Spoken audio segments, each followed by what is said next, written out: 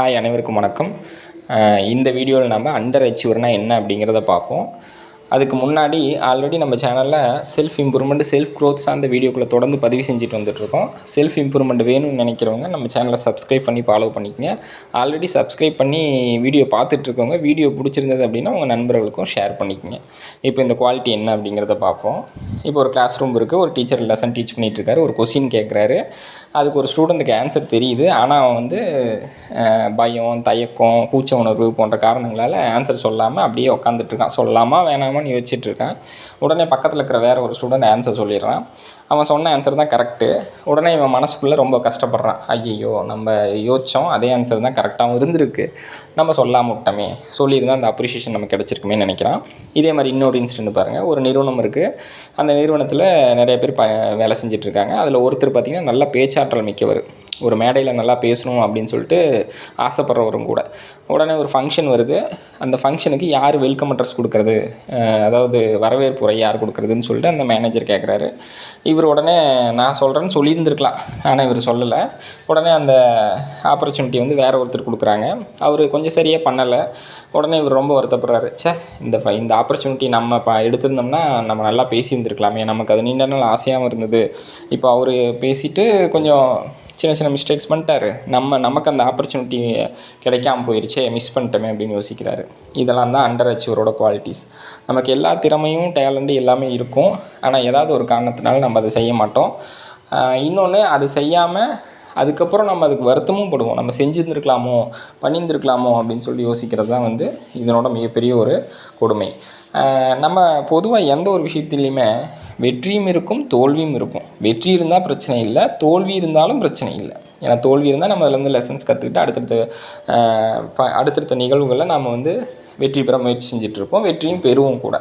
ஆனால் ரொம்ப மோசமானது நம்ம பொட்டன்சியலை வேஸ்ட் பண்ணுறது, நம்மக்கிட்ட இருக்கக்கூடிய திறன்களை பயன்படுத்தாமல் இருப்பது தான் மிகப்பெரிய ஒரு நமக்கு கடும் விளைவுகளை ஏற்படுத்தும், வாழ்க்கையில் ஒரு முன்னேற்றத்தை ஏற்படுத்தாது.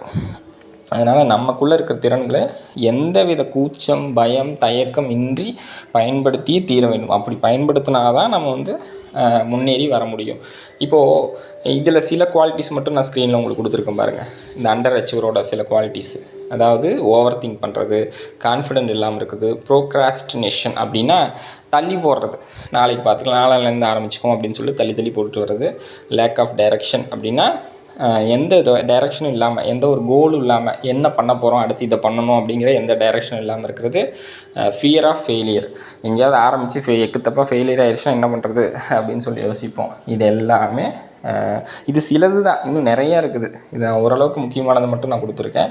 இதுதான் அண்டர் அச்சீவரோட குவாலிட்டிஸ். இது நிரந்தரமானது கிடையாது, ஒருபோதும் இது நிரந்தரம் கிடையாது. நாம் எல்லாத்தையும் மாற்றிக்க முடியும். இதை கன்சிஸ்டன்சி அப்படிங்கிற முன்னாடி போட்ட வீடியோவிலே நம்ம சொல்லியிருந்தோம். நம்மளை மாற்றிக்கணும்னு நினச்சிட்டோம்னாவே அதுக்கு நாம் 50% சக்ஸஸ்ஃபுல்லான மாதிரி தான். அது வந்து நம்மளால் நிச்சயமாக முடியும், அதுக்கான சக்தி நம்மக்கிட்ட இருக்குங்கிறதையும் நான் தெளிவாக போன வீடியோவிலே நம்ம சொல்லியிருந்தோம். அந்த வீடியோ பார்க்காதவங்க போய் பாருங்கள். ஸோ இதெல்லாம் மாற்றக்கூடியது தான். நாம் எல்லாத்துட்டையுமே ஏதாவது ஒரு ஸ்கில் இருந்துகிட்டே தான் இருக்கும், ஏதாவது ஒரு ஸ்கில் இருக்கும். அதை தொடர்ந்து நம்ம யூஸ் பண்ணிகிட்ருக்கணும். பயம், தயக்கம், கூச்சம் எந்த உணரும் வேண்டியதில்லை. இப்போ கூச்சம்னா நீ இன்ட்ராவெட் அப்படின்னு எடுத்துக்கூடாது. இன்ட்ராவெட், எக்ஸ்ட்ராவெட்னு, இன்ட்ராவெட்டுங்கிற குவாலிட்டினால தான் அவன் பேசாமல் இருந்தான், அவன் ஆன்சர் சொல்லாமல் இருந்தான் அப்படி எடுத்துக்க வேண்டியதில்லை. இன்ட்ராவெட், எக்ஸ்ட்ராவெட்டுங்கிறது அது ஒரு தனி டாபிக், அதை நம்ம அடுத்தடுத்த வீடியோக்குள்ளே பார்ப்போம். இன்ட்ராவெட் வந்து கூட்டத்தில் பேச மாட்டான், ஆனால் அது ஏதோ ஒரு வகையில் அவனோட தாட்ஸ் எல்லாம் வெளிப்படுத்துறதுக்கு முயற்சி பண்ணிகிட்ருப்பான். இப்போ ஒருத்தன் கிளாஸில் ஆன்சர் சொல்ல, ஆனால் எக்ஸாமில் நல்ல மார்க் வாங்குவான். எல்லாத்து முன்னாடியும் ஒப்பிக்கிறதுக்கு கூச்சப்படுவான், ஒப்பிச்சா மறந்துடும்னு சொல்லுவான், பட் ஆனால் நல்லா எழுதி காமிச்சிருவான். அந்த மாதிரி இருக்கும். அது பிரச்சனை இல்லை. இப்போது இதுவுமே பிரச்சனை இல்லை, இதுவுமே நம்ம மாற்றிக்கூடியது தான். ஸோ எந்த இடத்துலையும் ரொம்ப யோசிச்சுட்டு இருக்க வேண்டியதில்லை. அது ஃபெயிலியர் ஆகிருமான்னு யோசிக்க வேண்டியதில்லை, எந்த இடத்துலையோ தப்பாயிருமான்னு யோசிக்க வேண்டியதில்லை.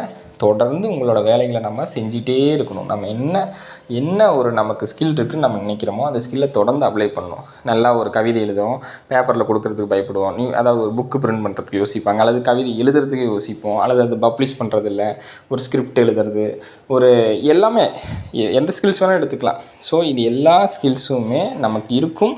நாம் அது எந்த இடத்துலையும் நமக்கு அந்த ஸ்கில் இருக்குன்னு வெளிப்படுத்தி கூட காட்டியிருக்க மாட்டோம். ஸோ அதெல்லாம் வந்து முதல்ல நம்ம தடுக்கணும். இந்த அண்டர் அச்சீவர் அப்படிங்கிறது நிறையா பேர்த்துக்கு இருக்கலாம். ஆனால் அது பயப்பட வேண்டியதில்லை. அது ஒரு பெரிய குறையெல்லாம் கிடையாது. நம்ம மன ரீதியான ஒரு விஷயந்தான் அது.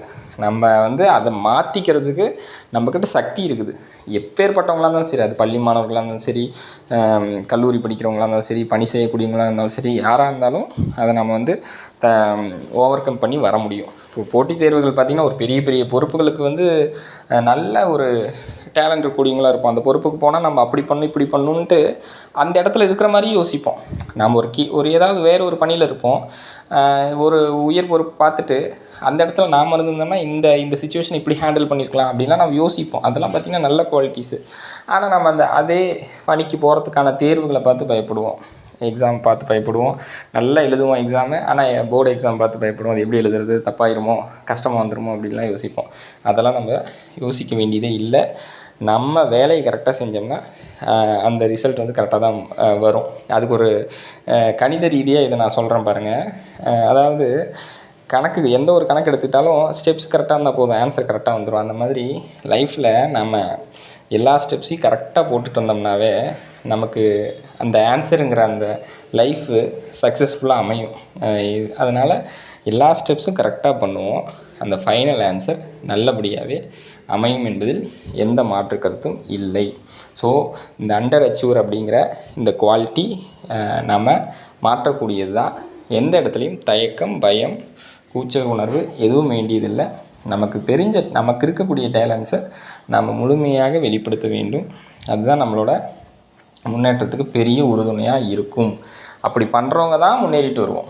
அதை மாற்றிக்கிட்டு பண்ணால் தான் நம்ம முன்னேற்றம் வந்து நம்ம கைகூடும். அடுத்தது என்ன தலைப்பில் வீடியோ வேணும்னு சொல்லுங்கள். அடுத்த வீடியோவில் பார்ப்போம். நன்றி.